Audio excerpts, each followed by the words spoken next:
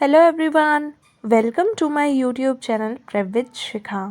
आज की वीडियो में हम पढ़ेंगे कि क्या कॉजेज़ थे हमारी इंडियन एग्रीकल्चर के स्टैग्नेशन के कॉलोनियल पीरियड के टाइम में। ठीक है, हम अपनी वीडियो स्टार्ट करते हैं लेकिन वीडियो स्टार्ट करने से पहले आप मेरे चैनल को सब्सक्राइब कर देना और बेल आइकन को प्रेस कर देना। अब अपनी वीडियो को स्टार्ट करते हैं कि what are the causes for stagnation of Indian agriculture during colonial period. ठीक है, हमारे एग्रीकल्चर के स्टेगनेशन के स्थिर होने के क्या क्या रीज़न थे कॉलोनियल पीरियड के दौरान। 3 मेन रीज़न हुआ करते थे। सबसे पहला है लैंड रेवेन्यू सिस्टम, दूसरा है फोर्स्ड कमर्शियलाइजेशन ऑफ एग्रीकल्चर, तीसरा है पार्टीशन ऑफ कंट्री। ठीक है, सबसे फर्स्ट है land revenue system. Land revenue system के अंदर ज़मींदारी सिस्टम आया करता था। ज़मींदारी सिस्टम में क्या हुआ करता था, ज़मींदार हुआ करते थे, वो हमसे क्या लिया करते थे, रेंट लिया करते थे, हमें एक्सप्लॉइट करते थे। चाहे हमारी क्रॉप की प्रोडक्शन हो चाहे ना हो, हमें एक फिक्स्ड सम उन्हें पे करना ही करना पड़ेगा हर सिचुएशन के अंदर। ठीक है, जिससे कि क्या होता था, फार्मर्स एक्सप्लॉइट होते थे। अगर किसी वजह से उनकी फसलें नहीं अच्छे से ग्रो कर पाई, ठीक है, उनके क्रॉप का प्रोडक्शन नहीं हुआ, किसी भी रीज़न की वजह से नेचुरल कैलेमिटी हो गई या रेनफॉल कम हुई या ज़्यादा हो गई जिसकी वजह से फसल ख़राब हो गई, स्टिल उन्हें ज़मींदार्स को फिक्स्ड सम पे करना ही करना पड़ता था। और वो फिक्स्ड सम कभी भी क्रॉप के हिसाब से नहीं हुआ करता था, वो बहुत ज़्यादा अमाउंट में हुआ करता था, जितना होना चाहिए था उससे भी डबल डबल टाइम्स में। ठीक है, तो एक्सप्लॉयटेशन होता था लैंड रेवेन्यू सिस्टम में, किसके द्वारा, ज़मींदारी सिस्टम मतलब ज़मींदार्स के द्वारा। उसके बाद था force commercialisation of agriculture. Force commercialisation of agriculture में क्या था, कमर्शियलाइजेशन ऑफ एग्रीकल्चर मतलब ऐसा एग्रीकल्चर के अंदर प्रोडक्शन करना जो कि फार्मर्स की मर्ज़ी के ख़िलाफ़ हुआ करता था, उन्हें फोर्सफुली करवाया जाता था। जैसे कि क्रॉप्स का प्रोडक्शन तो करो पर लेकिन किस लिए, मार्केट में बेचने के लिए, जो कि उन्होंने पहले कभी नहीं किया था।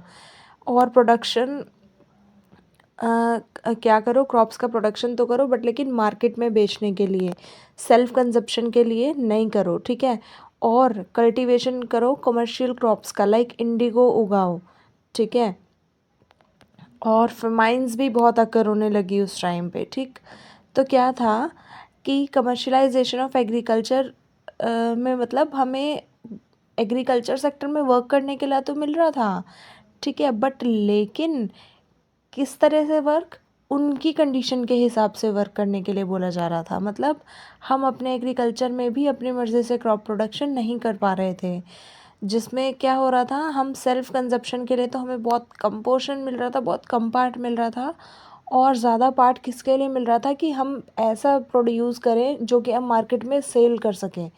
ठीक है, तो ये था फोर्स्ड कमर्शियलाइजेशन ऑफ एग्रीकल्चर। फिर है पार्टीशन ऑफ कंट्री।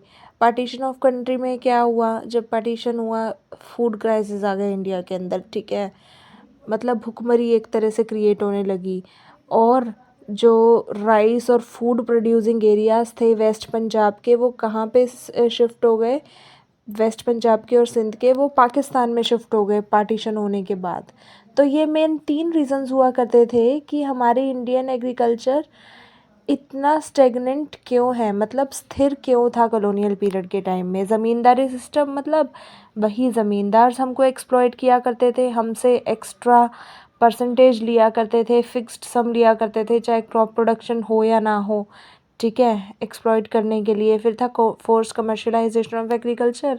हमें बोला जाता था कि क्रॉप्स का प्रोडक्शन तो करो बट लेकिन इंडिगो उगाओ, और अगर कोई किसी क्रॉप का प्रोडक्शन कर भी रहे हो तो सेल्फ कंजप्शन मत करो, सेल करने के पर्पज़ से करो। और हमें बहुत छोटा सा पोर्शन दिया जाता था सेल्फ कंजप्शन के लिए, सेल्फ सफिशिएंट भी नहीं होता था वो। और ज़्यादा पोर्शन किस चीज़ के लिए हुआ करता था, मार्केट में सेल करने के पर्पज़ से। और पार्टीशन होने के टाइम पे जो हमारे फूड प्रोड्यूसिंग एरियाज़ थे वेस्ट बंगाल के और सिंध के, वो कहाँ चले गए, पाकिस्तान में चले गए। तो इसकी वजह से भी हमारा इंडियन एग्रीकल्चर कैसा हो गया, स्टेगनेंट रहने लगा, फूड क्राइसिस आने लगे इंडिया के अंदर।